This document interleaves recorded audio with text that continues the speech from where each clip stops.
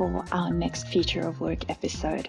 As I've shared before in these little weekly snippets, I'm currently doing my private pilot's license, and it is definitely one of those things where I can feel my brain stretching into entirely new dimensions that it's never been in before.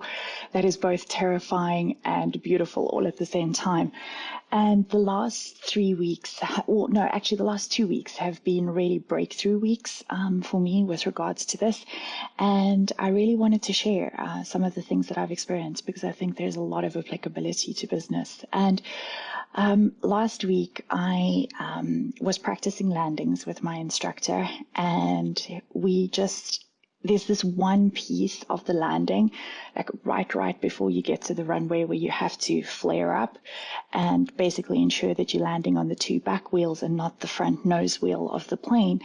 And I just wasn't getting this flare right. No matter what I did, and I was getting more and more frustrated with myself. And my instructor said, "Claire, I'm going to try something with you. It may or may not work. I just want to see if it works." And he blacked out every visual display that I had access to inside the plane. And he just looked at me and he said, "Fly the plane."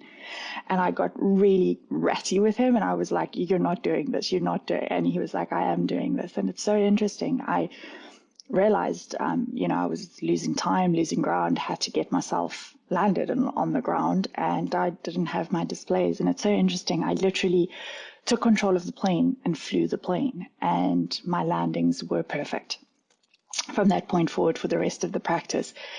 And the lesson that I walked away from in that situation was sometimes at an intuitive, biological level, we know what to do, but we fixate on the numbers and we fixate on the data to a point where it's actually harmful to us, because by just allowing ourselves to naturally do what we instinctually know is actually correct because of prior training and prior experience, we trip ourselves up. And so the big lesson for me and the big takeaway from that flying session was allow yourself to function on instinct at time, particularly if you have enough prior teaching and learning to back that instinctual feeling up, because it very much is something that can lead and guide you.